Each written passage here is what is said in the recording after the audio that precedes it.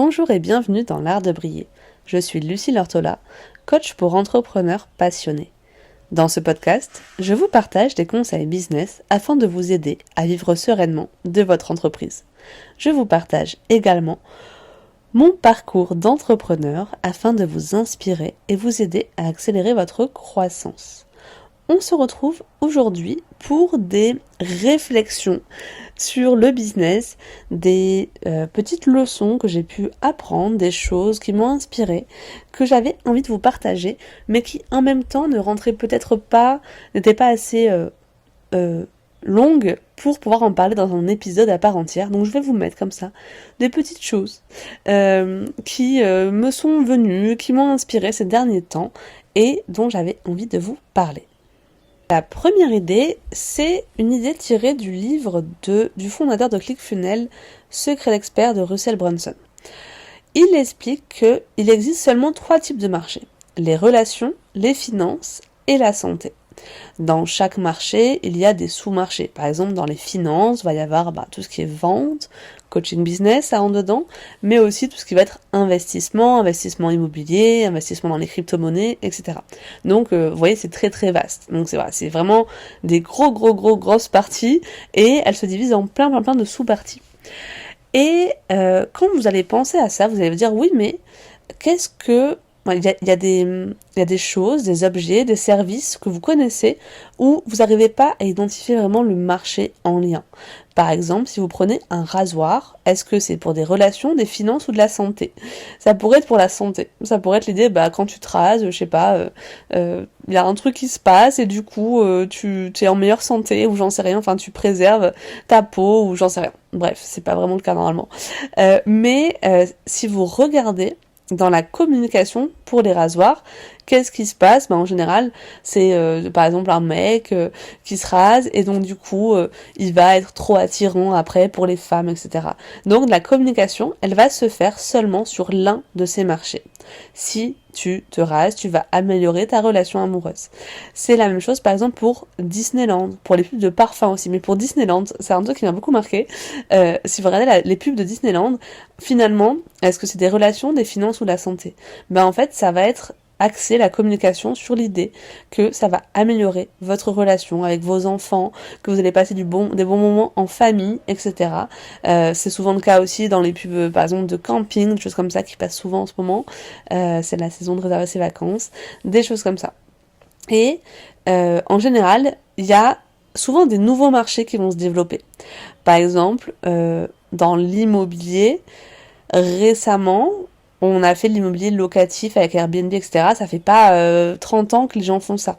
Donc, ça existe, il y a souvent des nouveaux marchés qui se créent, mais très vite, en fait, on va se rendre compte que, d'un coup, il y a beaucoup trop de concurrence. Et donc, on va se battre pour les miettes. On va se battre pour les miettes qui restent de ces opportunités-là. Et au final, en général, il vaut mieux trouver une nouvelle opportunité sur ce marché que d'essayer de se battre pour les miettes. Voilà. Mais ça, c'est pas hyper facile à faire, mais je trouve que c'est assez intéressant de se dire, comment je pourrais trouver une nouvelle opportunité sur mon marché, comment je pourrais créer de la valeur, un truc différenciant, vraiment, voilà, un truc différent, plutôt que d'essayer de me battre pour faire comme tout le monde et récolter les miettes, parce que il y a déjà des énormes acteurs sur ce marché, et donc dans tous les cas, je n'aurai que les miettes. Deuxième idée qui revient beaucoup avec mes clientes et aussi que j'ai en ce moment, on se demande beaucoup, tiens, qu'est-ce que je vais pouvoir rajouter comme action dans mon business pour vendre plus ? Par exemple, j'ai une de mes clientes récemment qui m'a dit, tiens, j'aimerais bien faire une newsletter, je sais pas si c'est intéressant pour mon business, stratégiquement, etc. Et elle passait déjà du temps à communiquer sur LinkedIn, sur Instagram. J'ai une de mes clientes qui est jeune maman et qui du coup m'a dit, j'aimerais mettre en place une routine sur Instagram, poster de façon régulière, 2-3 fois par semaine, mais je sais pas trop ce que je suis capable de donner en termes de temps en fait. Est-ce que ça va me mettre sous l'eau si je me dis toutes les semaines il faut que je poste 2-3 fois par semaine, que je prépare les choses, etc. Et donc ça c'est une idée en fait, pour moi, on se dit que pour réussir, il faut travailler dur, il faut travailler beaucoup surtout. Donc on va remplir notre planning de choses à faire, mais qui finalement ne servent pas forcément notre business et nos résultats. Parce qu'aujourd'hui, il y a quand même cette loi des 20-80 à rappeler. 20% des actions apportent 80% des résultats. Et je pense que c'est très salvateur de se rendre compte qu'en fait, on n'a pas besoin. On n'a pas besoin de communiquer 2 ou 3 fois par semaine. On n'a pas besoin de créer une 3e plateforme quand on a déjà Instagram, LinkedIn, et donc de mettre en place une newsletter. On n'en a pas besoin pour réussir. Par contre, ce dont on a besoin, c'est de connaître vraiment les leviers qui fonctionnent pour notre business. Qu'est-ce qui marche pour nous, qu'est-ce qui nous plaît aussi, et d'aller creuser là-dedans, d'aller tester des choses là-dedans notamment, et donc du coup voilà, d'arrêter de se dire plus je vais passer d'heures à travailler et plus je vais avoir des résultats.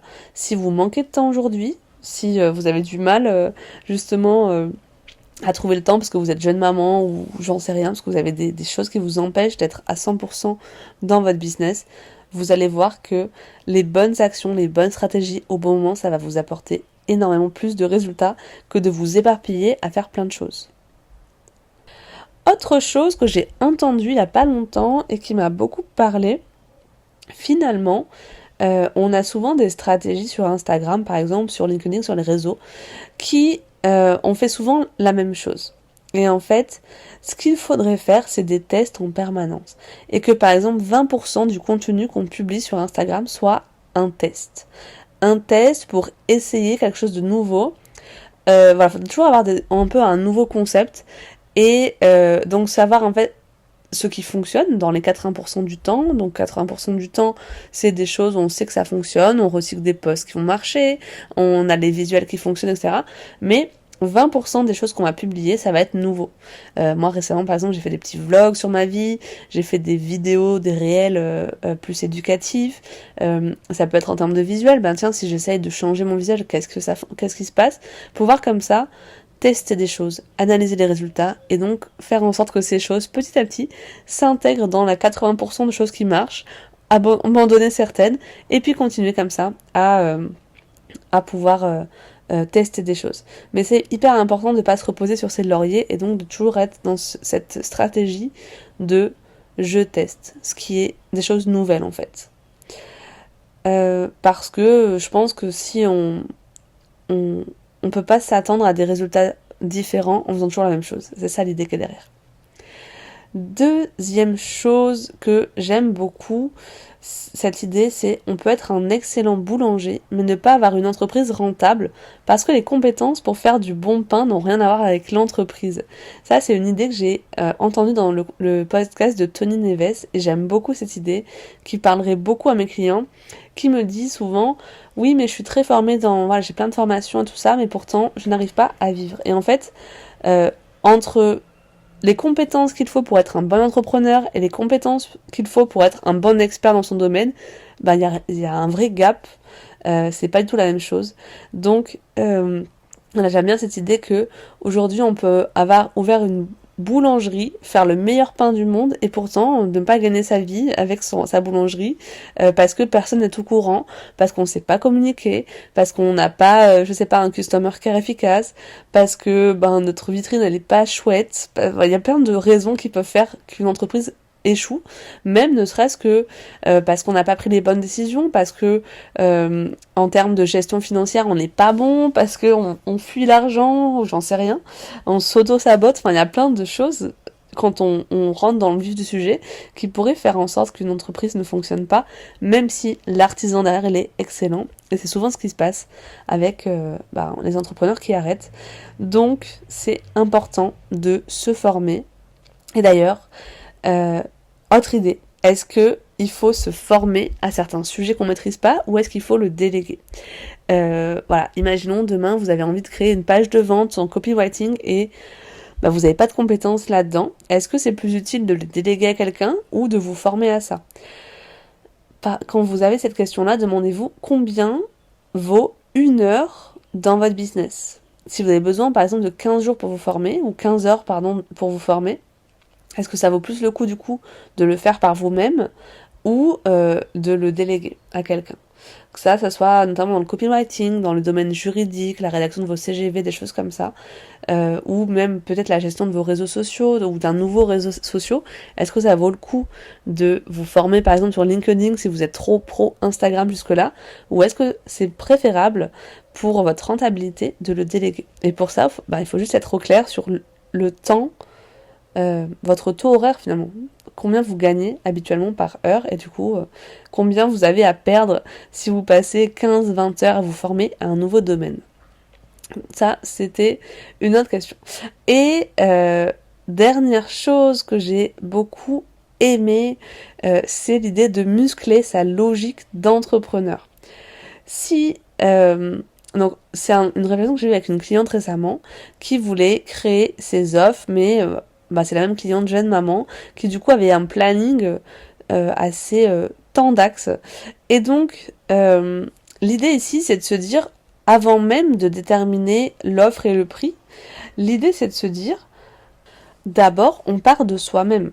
Avant d'imaginer l'offre, combien elle va coûter et fixer son tarif comme ça, c'est de se dire, ok, j'ai mon planning aujourd'hui sous les yeux, combien de temps j'ai à disposition par exemple.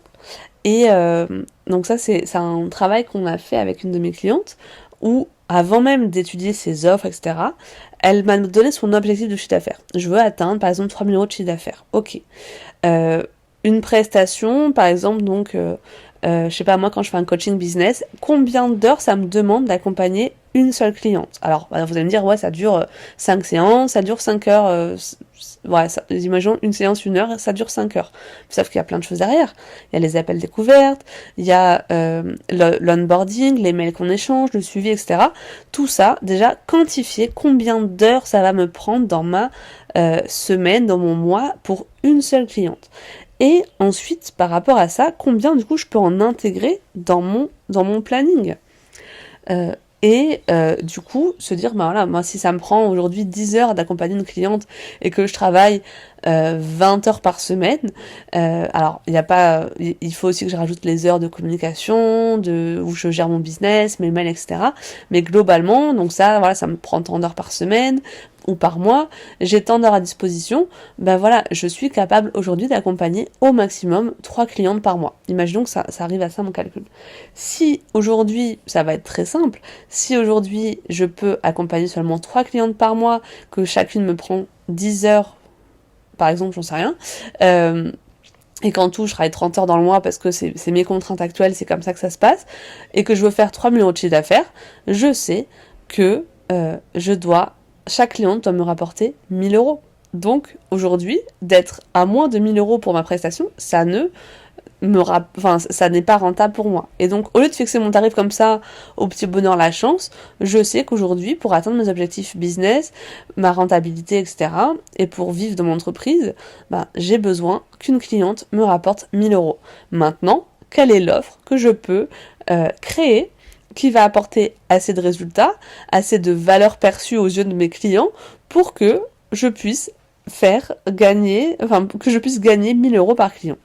Et donc, voilà, ça c'est la réflexion un peu que j'ai eue récemment avec une cliente qui m'a dit, c'est la première fois que je vois les choses sous cet angle-là, et au final, oui, c'est vrai que c'est assez logique de voir les choses comme ça, mais l'idée c'est ça, c'est en fait donc, quand je dis muscler sa logique d'entrepreneur, en fait, on a tendance des fois à créer des nouvelles offres, à chercher de nouvelles stratégies, et se dire tiens, comment je vais fixer mon prix, etc. sans penser aux choses concrètes en fait de notre vie et à certaines contraintes qu'on peut avoir, à une logique de temps et d'argent, des calculs un peu mathématiques, mais qui au final sont des fois plus intéressants que juste demander ça à ChatGPT, se dire bon, combien je devrais fixer le tarif de mon accompagnement s'il y a ça et ça dedans. En fait, on prend les choses sous un autre angle et souvent c'est beaucoup plus intéressant pour notre rentabilité. Et ce calcul-là, je peux vous rassurer que 95% des entrepreneurs ne le font pas et se retrouvent après à se dire ok, j'ai plein de clients, j'ai 10 clients à gérer, je m'en sors pas, c'est compliqué et en plus je n'arrive pas à être rentable avec ces 10 clients. Oui, parce qu'à la base tes offres, comment tu les as créé, comment dans cette logique-là, ça ne coïncide pas avec tes objectifs et tes contraintes de temps et de planning. Voilà un petit peu ce que je pourrais vous dire aujourd'hui. Je pense que j'ai fait le tour des petites réflexions que j'avais comme ça notées. Des fois, je me note des petites choses comme ça. Et voilà, je ferai un autre épisode pour parler d'autres choses, très certainement. Mais pour aujourd'hui, c'est tout. N'hésitez pas à me dire sur Instagram notamment, ou en commentaire, si jamais cet épisode vous a plu, si ce type de petites pensées comme ça, de petites leçons, de petites inspirations vous parlent, si vous appréciez écouter ce type d'épisode. Je vous souhaite une très belle journée et je vous dis à bientôt pour un prochain épisode de l'Art de briller. Bye!